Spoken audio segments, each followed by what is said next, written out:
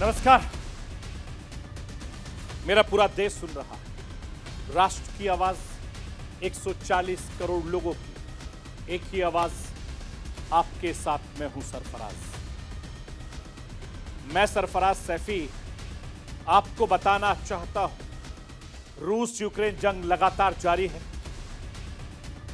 पिछले 18 महीनों से रूस यूक्रेन जंग दुनिया की राजनीति में छाया हुआ है।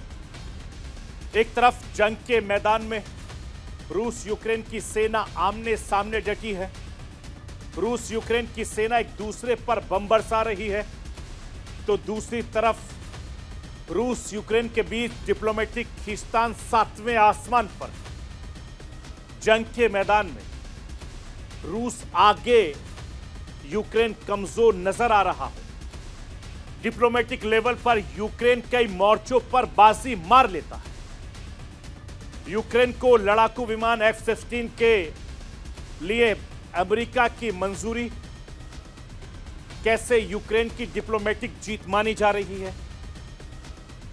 काफी ज्यादा विरोध के बावजूद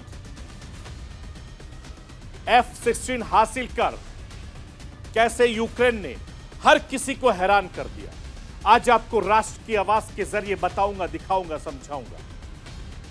रूस के हवाई हमलों का मुकाबला करना यूक्रेन की बड़ी चुनौती रहा है।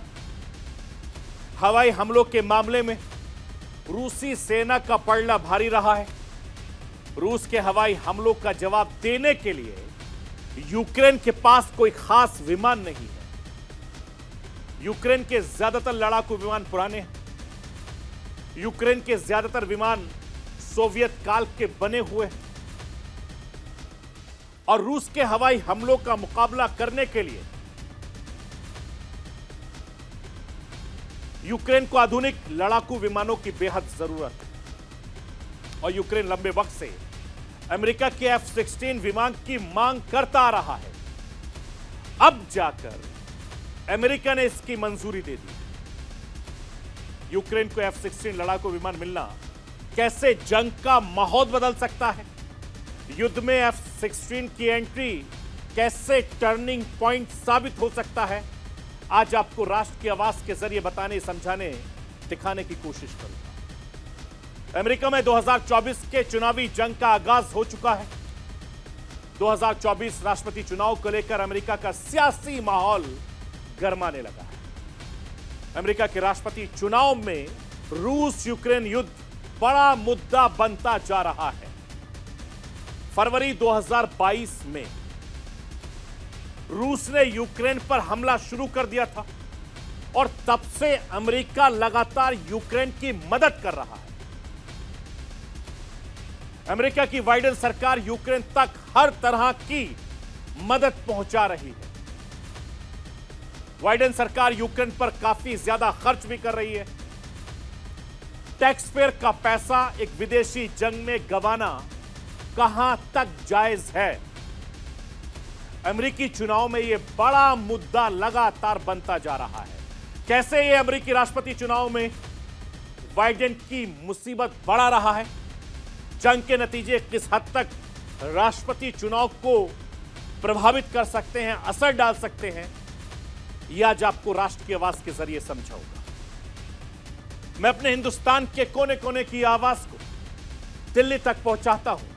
दिल्ली की आवाज को देश दुनिया के कोने कोने तक पहुंचाता हूं। नेताओं की आवाज को मैं आम लोगों तक पहुंचाता हूं।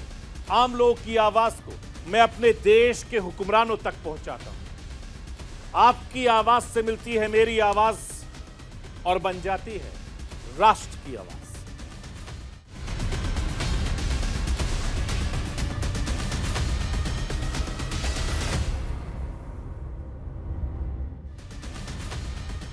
रूस यूक्रेन के बीच लगातार जंग जारी है और जंग के मैदान में रूस यूक्रेन की सेना आमने सामने है। रूस यूक्रेन की सेना एक दूसरे पर बम बरसा रही है। मैं आपको यह बताना चाहता हूं कि रूस की सेना यूक्रेन पर जोरदार तरीके से हमला कर रही है। यूक्रेन का तगड़ा पलटवार है, रूस को हैरान परेशान कर देता है। पिछले करीब 1.5 सालों से दोनों देशों के बीच यही चल रहा है।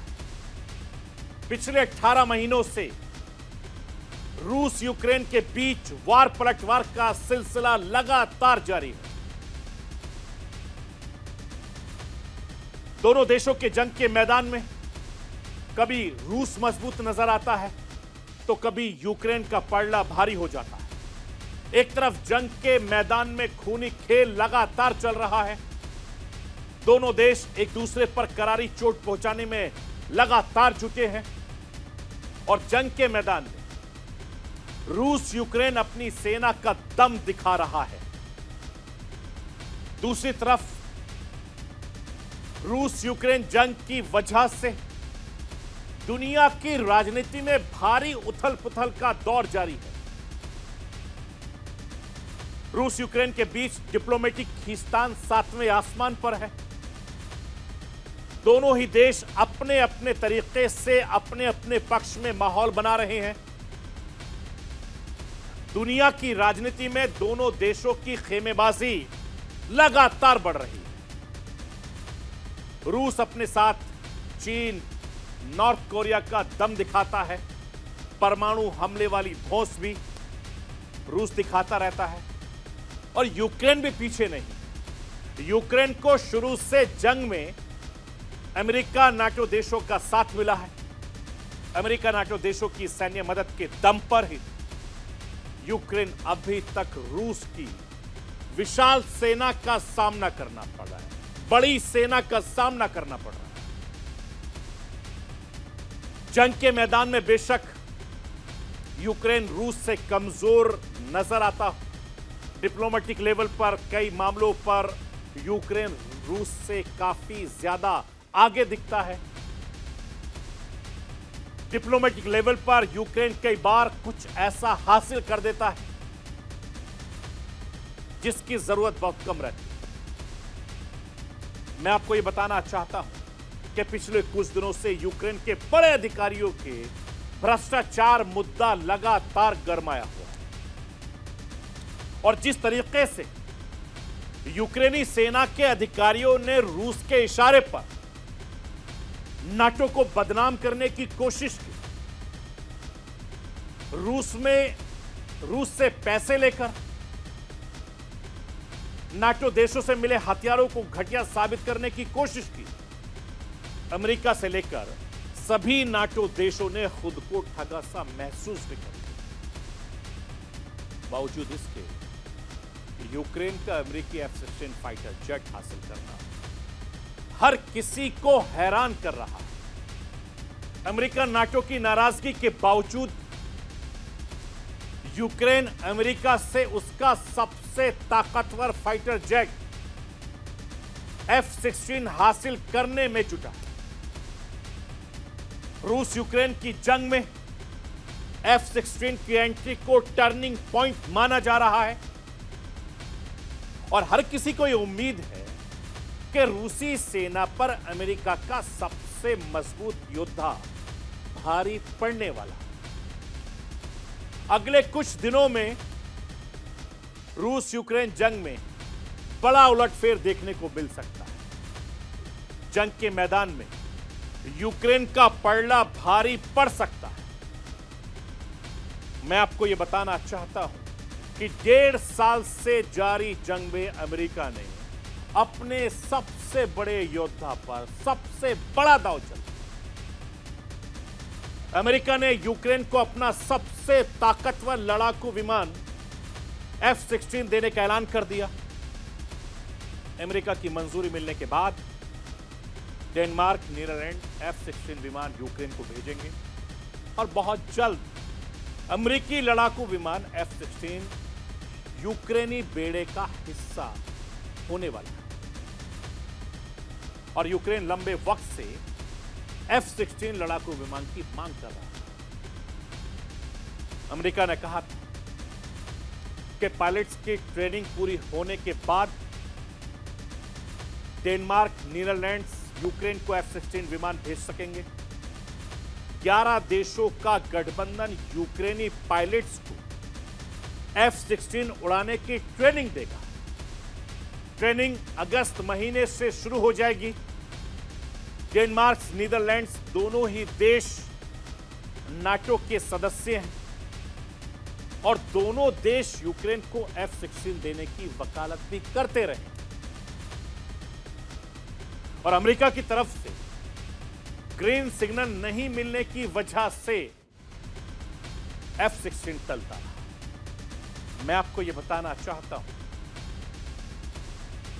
अमेरिकी फाइटर जेट F-16 में ऐसा क्या है जिसकी एंट्री जंग में टर्निंग पॉइंट साबित हो सकती है?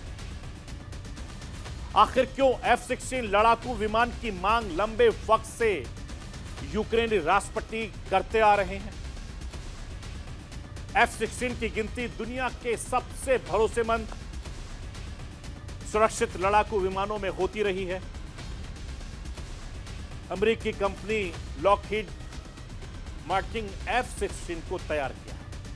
लॉकहीड मार्टिन के मुताबिक इस वक्त दुनिया के करीब 25 से ज्यादा देशों की सीमाओं की सुरक्षा में F-16 विमान तैनात है और अमेरिका ने इसे 1973 में इस विमान का प्रोडक्शन शुरू किया था। दिसंबर 1976 में इसने पहली उड़ान भरी। F-16 की पहली ऑपरेशन उड़ान जनवरी 1979 में हुई। F-16 की लंबाई 15 मीटर, चौड़ाई 9.45 मीटर है, ऊंचाई 5 मीटर है और ये 15,235 किलोमीटर की ऊंचाई तक उड़ान भर सकता है। अमेरिका के लड़ाकू विमान का वजन 9.2 टन है। एक बार में ये 21.7 टन वजन लेकर आसानी से उड़ सकता है और F-16 की रेंज 4,200 किलोमीटर के करीब है, यानी एक उड़ान में ये इतनी दूर जाकर हमला कर सकता है। ये 2,145 किलोमीटर प्रति घंटे की रफ्तार से उड़ान भर सकता है। F-16 सिंगल इंजन वाला मल्टी रोल लड़ाकू विमान, ये किसी भी तरीके के ऑपरेशन में इस विमान का इस्तेमाल किया जा सकता है। F-16 चौथी जनरेशन का लड़ाकू विमान है। इसमें हवा से जमीन पर मार कर सकता है और मिसाइलों को तैनात भी किया जा सकता है। F-16 में लगने वाली मिसाइलों की रेंज 100 किलोमीटर है, यानी F-16 में अटैच की गई मिसाइलें 100 किलोमीटर की दूरी के टारगेट को मार सकती है। इसके अलावा F-16 का रडार सिस्टम 84 किलोमीटर के दायरे में 20 टारगेट को डिटेक्ट कर सकता है।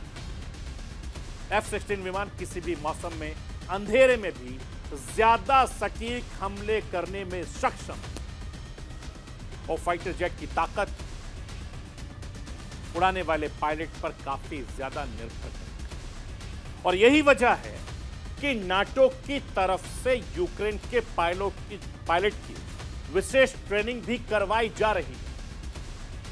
मैं आपको यह बताना चाहता हूं कि रूस यूक्रेन की जंग में अभी तक हवाई हमलों के मामले में रूसी सेना का पलड़ा भारी रहा है और रूसी वायुसेना यूक्रेन पर भारी पड़ रहा है। रूस के हवाई हमलों का जवाब देने के लिए यूक्रेन के पास कोई खास विमान नहीं। यूक्रेन के ज्यादातर लड़ाकू विमान पुराने हैं। यूक्रेन के ज्यादातर विमान सोवियत काल के बने हुए हैं और रूस के मिसाइल ड्रोन हमलों से बचने के लिए यूक्रेन को आधुनिक लड़ाकू विमानों की जरूरत है। इसीलिए यूक्रेन लंबे वक्त से F-16 की मांग कर रहा था। यूक्रेन को F-16 लड़ाकू विमान मिलने के बाद जंग का माहौल बदल सकता है। सामरिक मामलों के जानकारों का मानना है कि F-16 की एंट्री यूक्रेन से लेकर पूरे यूरोप के लिए नए नतीजे लाए और यूक्रेन को उम्मीद है कि F-16 लड़ाकू विमानों की मदद से उनकी सेना रूसी सेना को तगड़ा जवाब दे सकेगी। मैं आपको यह बताना चाहता हूं कि इस पूरे मामले में एक दूसरा पक्ष भी है जो ये कह रहा है कि F-16 से यूक्रेन को बहुत ज्यादा मदद नहीं मिलेगी। इसके पीछे की बड़ी वजह विमान में मिलने से हुई देरी को बताया जा रहा है और जब तक ये विमान यूक्रेन को मिलेंगे तब तक बहुत देर हो चुकी होगी। एक्सपर्ट का यह भी कहना है कि ऐसे हालात में F-16 को गेम चेंजर नहीं माना जा सकता और यह सबसे बड़ी वजह है जिस वजह से यूक्रेन लगातार हावी होने की कोशिश कर रहा है।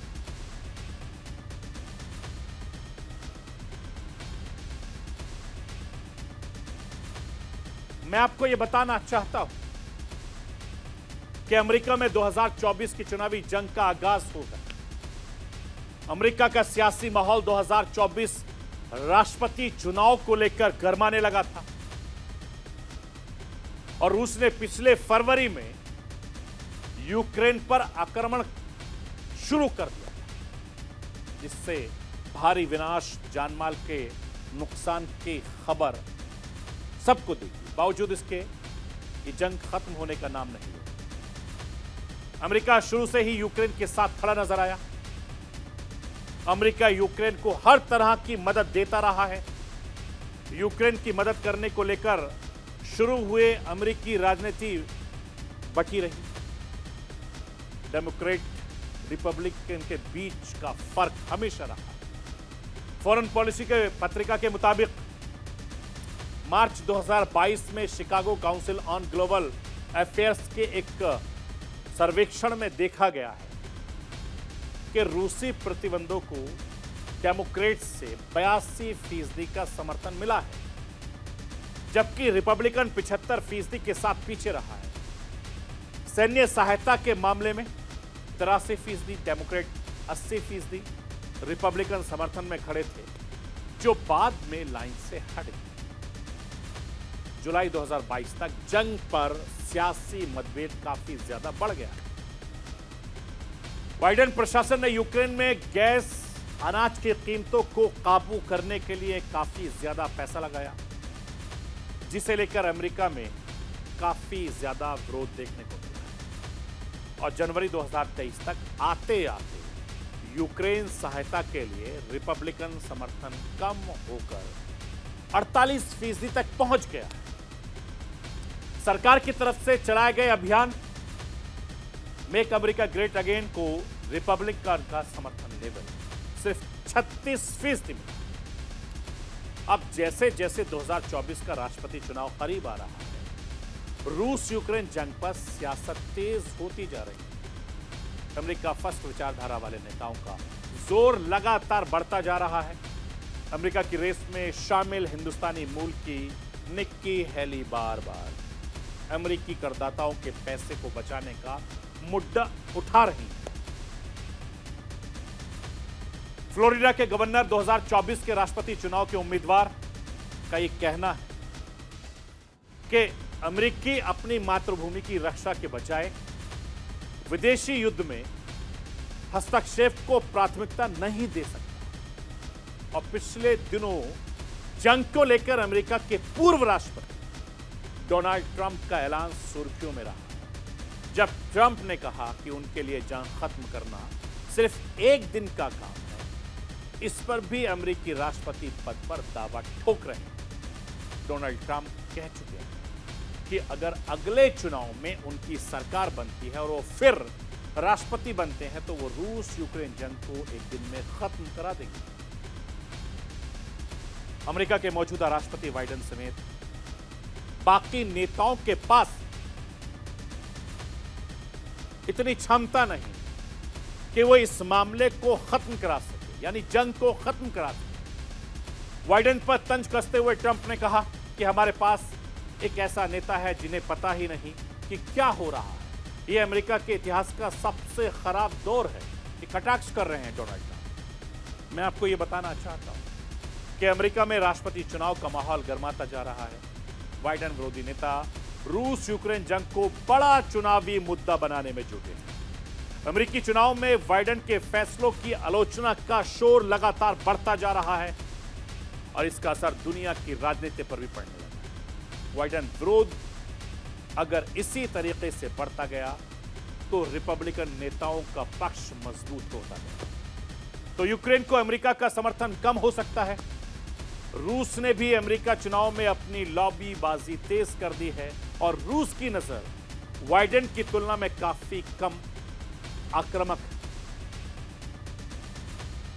मैं आपको यह बताना चाहता हूं, अगर चुनाव के पहले यूक्रेन का पलड़ा भारी होता गया, पड़ गया, तो रूस को अपनी सेना वापस बुलानी पड़ेगी। यह बाइडेन के लिए बहुत बड़ी जीत होगी और 2024 के चुनाव में राष्ट्रपति बाइडेन को इसका बहुत ज्यादा फायदा मिल सकता है।